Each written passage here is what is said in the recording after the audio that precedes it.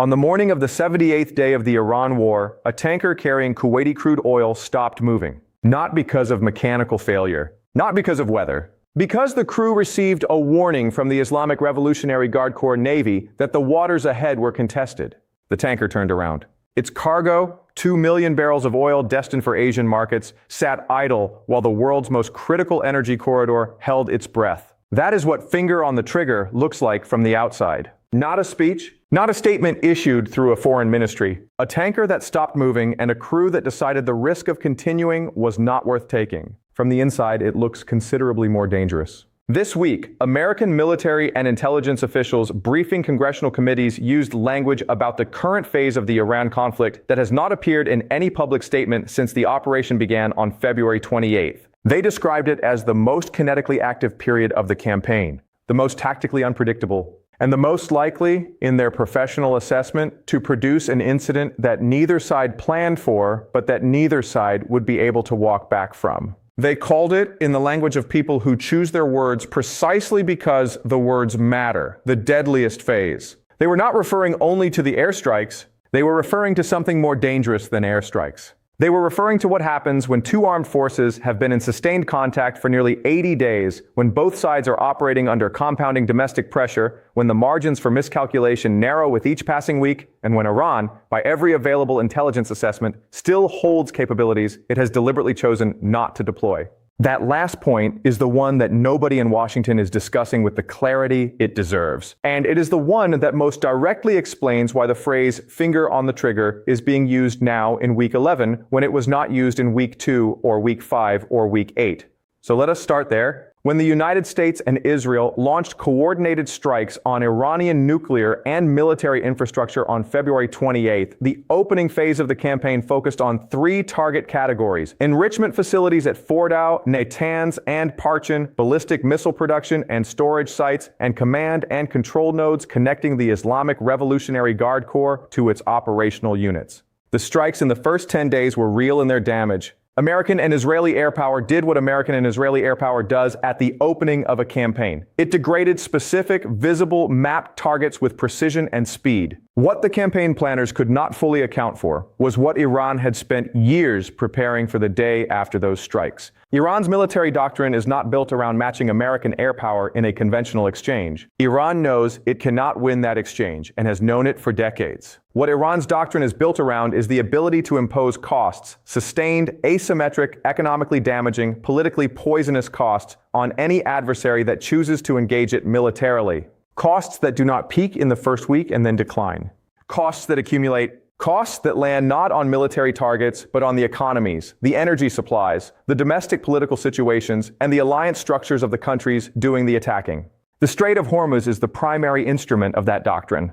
And 78 days into this conflict, it is functioning exactly as Iran designed it to function. Approximately 20% of the world's traded oil moves through the Strait of Hormuz. In normal operations, roughly 21 million barrels per day transit that 21-mile-wide choke point at its narrowest passage. Since Iran activated its blockade posture in the first week of March, that flow has been reduced to a fraction of its normal volume. Tanker operators, facing the combination of Iranian naval harassment, warning communications like the one the Kuwaiti tanker crew received, and the demonstrated threat of IRGC fast boat operations and anti-ship missiles, have been rerouting where rerouting is possible and holding cargo where it is not. The result is an energy supply disruption that has driven global oil prices to their highest sustained level since 2008. American gasoline prices have risen by more than $1 per gallon since the conflict began. That increase is not an abstraction. It is at every pump in every city and town in the United States, and it is the most direct transmission mechanism between a military conflict in the Arabian Gulf and a political crisis in the American heartland. But the Strait of Hormuz is only the most visible element of what military analysts have been calling Iran's multi-domain pressure campaign. And understanding the others is essential to understanding why this phase of the conflict is being assessed as the most dangerous. Iran's proxy network across the Middle East has not been idle since February 28th. It has been activated in a graduated, deliberate pattern that military planners describe as sequential escalation, each element of the network increasing its activity in a measured sequence designed to impose costs without crossing thresholds that would force a dramatic American response. Iraqi militia groups aligned with Iran have conducted more than 40 separate attacks on American military positions in Iraq since the conflict began. The attacks have varied in scale and method: rockets, drones, improvised explosive devices along supply routes, but they have been consistent in their purpose, which is to ensure that every American service member in the region understands that no position is entirely safe and no movement is without risk. American military deaths from these proxy attacks have been confirmed and disclosed, though the administration has not held a dedicated briefing on the cumulative toll. In Yemen, Houthi forces, supplied, trained, and directed in significant part by Iran's Revolutionary Guard, resumed attacks on commercial shipping in the Red Sea within days of the February 28 strikes, reversing the partial restraint that had been in place during late 2025. The Red Sea disruptions, compounded by the Hormuz blockade, mean that two of the world's most critical maritime trade corridors are simultaneously degraded. Shipping companies have been rerouting cargo around the Cape of Good Hope at the southern tip of Africa, adding approximately 2 weeks of transit time and significant fuel costs to routes that normally run through the Suez Canal. The Maersk Shipping Group, one of the world's largest carriers, has reported that its average voyage cost on Asian-European routes has increased by approximately 35% since the conflict began. That cost increase flows directly into the price of everything that moves by ship, which is nearly everything. In Lebanon, Hezbollah, Iran's most capable and most heavily armed proxy, has maintained a posture that military analysts describe as deliberate restraint with demonstrated readiness. Hezbollah has not launched a full offensive against Israel since the conflict began. What it has done is conduct a sustained campaign of precision rocket and drone fire that has kept northern Israel under intermittent threat, required continuous Israeli air defense engagement, and signaled clearly to Israeli planners that any decision to massively escalate the campaign against Iran would come with an immediate and severe cost in the north. Hezbollah is not a distraction in this conflict. It is a deterrent. A deployed, armed, ready deterrent that Iran has positioned on Israel's border and is holding in reserve. This is what military planners mean when they say Iran still has capabilities it has not yet chosen to deploy. The Hezbollah full offensive capability. Advanced anti-ship missiles that have not yet been fired at American naval assets. Cyber attack capabilities against critical infrastructure in the Gulf states that have been demonstrated in exercises but not activated in this conflict.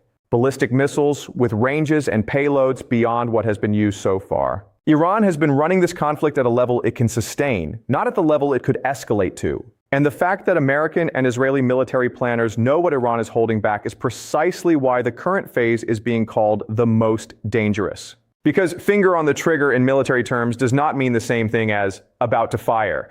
It means both sides are in a configuration where an action, an accident, a miscommunication, a decision made in the fog of a 78-day conflict could produce an escalation that nobody chose and that neither side can easily reverse. Here's what that looks like concretely. In the past 2 weeks, there have been 3 separate incidents in the Persian Gulf in which American naval vessels and Iranian naval forces came into closer proximity than operational protocols permit. In 2 of those incidents, Iranian fast boats crossed within what the United States Navy defines as a dangerous distance of American warships. American commanders responded with warning communications and maneuvers. The situations did not escalate, but they were logged.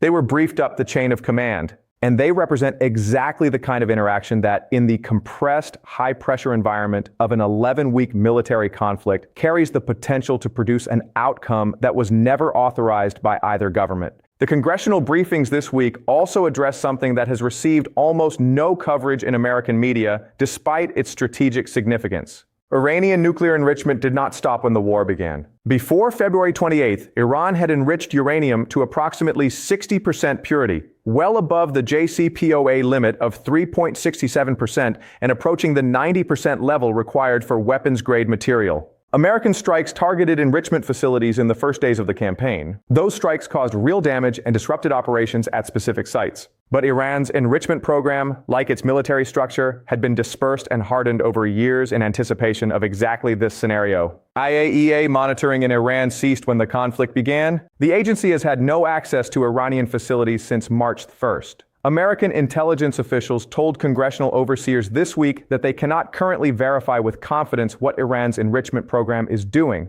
The program that the entire campaign was partly designed to address is now operating in a verified blackout condition, and nobody outside Iran knows with certainty what it is producing. That is not a detail. That is the central strategic problem of the conflict. The campaign was launched in significant part to prevent Iran from reaching nuclear weapons capability. 11 weeks in, American intelligence cannot confirm what the enrichment program is doing. The problem the operation was designed to solve has become harder to monitor as a direct result of the operation itself. Now look at the domestic political situation in both countries, because in a conflict of this kind, what is happening inside each government shapes what is possible at the negotiating table as much as what is happening on the battlefield. Inside Iran, the military strikes and the war's progression have produced the one political outcome that authoritarian governments facing external military pressure most reliably produce: a consolidation of nationalist sentiment around the existing leadership. The economic pain of the conflict is real, and it lands on ordinary Iranians with full force, already suffering from a decade of sanctions. The currency further collapsed, food and fuel prices spiked, international banking access severed. But economic pain inflicted by an external military attack tends to produce not a political uprising against the government, but a political closing of ranks around it. Iranian state media has been running continuous coverage of American airstrikes against Iranian civilian infrastructure, real and alleged. The messaging inside Iran is not "our government failed to prevent this war." It is "the Americans are bombing us and we are holding firm." That is a powerful internal narrative, and it is the one the Iranian government is working with. Inside the United States, the picture is the inverse. Trump's approval rating has fallen to record low territory, not because American voters analyzed the strategic dimensions of the campaign, but because the economic consequences of the Hormuz disruption arrived at their kitchen tables and their gas pumps before any military victory arrived at any press conference. The 6-week projection that was given to the public in late February has been replaced by 11 weeks of continued conflict and no announced end state.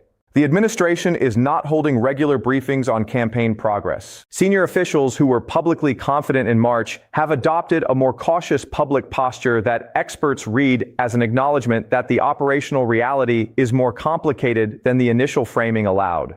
This combination, an Iranian government with nationalist momentum and unrevealed capabilities, and an American administration with declining political support and unresolved military objectives, is exactly the configuration that produces the most dangerous phase of any conflict. It is the phase where the side under domestic pressure looks for something dramatic to change the trajectory. And it is the phase where the side that has been holding capabilities in reserve has to decide whether to keep holding them or start using them. Iran's foreign minister visited Beijing 1 week before Trump's summit with Xi. That timing was not accidental. Iran's military relationship with Russia is active, and its diplomatic relationship with China is being deliberately cultivated. Neither Beijing nor Moscow is going to deliver Iran to Washington's preferred outcome. But both of them understand that a miscalculation in the Strait of Hormuz that produces a full regional war serves no one's interests, including theirs. The diplomatic track that has the most realistic chance of producing a pause in this conflict runs through Beijing and Moscow applying pressure on Tehran, while Washington agrees to the kind of negotiating framework that Iran has already signaled it finds credible: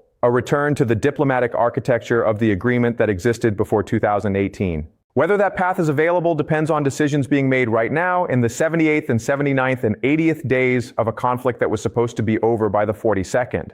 The phrase "finger on the trigger" entered the public record this week because the people whose job it is to assess these situations with professional clarity decided the public needed to understand that the conflict has reached a phase where the risk calculus has changed, where the accumulated pressure on both sides has reached a level that reduces the margin for the kind of patience that keeps incidents from becoming escalations, where the capabilities Iran has been holding in reserve are closer to deployment than they were in March, and where the decisions made in the next few weeks will determine whether this conflict finds a diplomatic exit or whether it enters a phase from which exits become significantly harder to find. A tanker stopped moving in the Strait of Hormuz this week. Its crew made a rational calculation and turned around. The governments on both sides of this conflict are now making calculations that are considerably less simple, under considerably more pressure, with considerably higher stakes attached to getting them wrong. The world is watching the Strait of Hormuz. It should be watching the deliberations happening on both sides of it even more closely. If this is a story you believe deserves more attention than it is getting, share it. Because the deadliest phase of a conflict is also the phase when public understanding matters most, and when the gap between what is being said in official statements and what is actually being assessed in classified briefings is widest.